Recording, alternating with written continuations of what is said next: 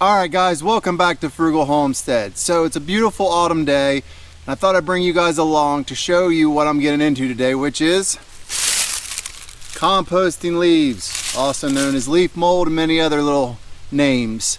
But realistically here on our homestead, leaves are a huge part of keeping up our soil life. So it is a priority that I get as many as possible in the compost bin in order to make as much compost as possible, especially with the building of a new garden next year. Now, I've had some major failures with trying to compost leaves. One of the most miserable failures I ever had was I had a pile turn anaerobic and would not break down after 3 years.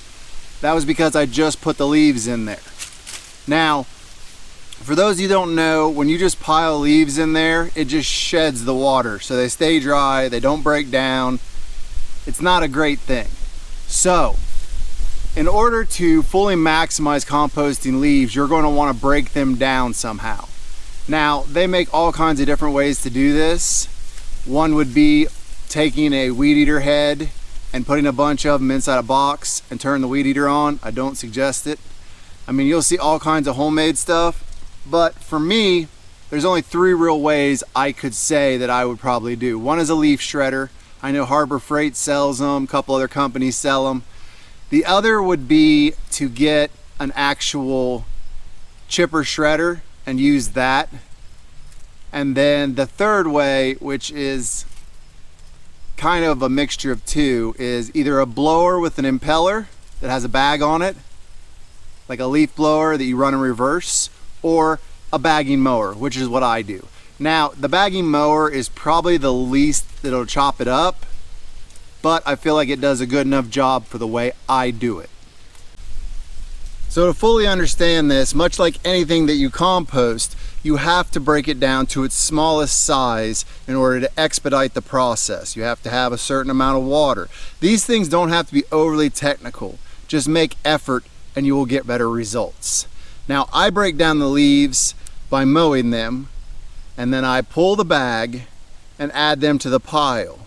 Almost immediately, if possible, if I have something, I will either add grass that I just mowed, or I will add manure of some kind, or coffee grounds. Anything I can find to offset the carbon, the browns, with something that's considered a green. Now, sometimes it may be that I just have to stack up leaves because I don't have anything else. But at worst, I'm always turn the pile to bring whatever other greens are in the pile up to mix in. You really do need to turn your piles if possible. If you're building one that just sits, make sure you're adding in a lot of other stuff other than leaves, because leaves by themselves will break down, but it's a much slower process. One very important part that you need to understand of why leaves are so awesome is not only because when they fundamentally break down, they make excellent compost, but they keep your pile slightly fluffy. If you'll notice in this pile, now that I've added the leaves and thrown on some manure, the manure can't clod up and dry out in between rains or in between me wetting it down. This allows the pile to breathe, break down, and not crust over to slow down the breakdown process. The other part that leaves really do well about is keeping your soil aerated. If these are not all the way broke down and you go to throw them into your garden bed, it will keep the soil slightly fluffy. That's a real big deal when you're talking about like how your soil holds water, as well as how the top of it dries out so that you don't get stem rot. Now, I do want to say that I do go a little overboard with the leaf thing.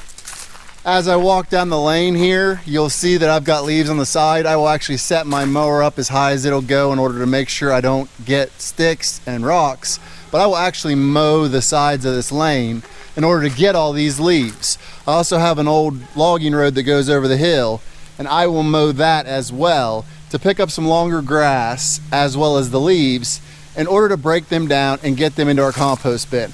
My wife actually thinks it's kind of funny to see me do this, as we pretty much have an unlimited amount of chips we can get, but I myself have seen the benefits to leaves being in our compost. and it's hard to argue with all the availability you have. The truth is, there's a lot of beautiful colors to enjoy in fall.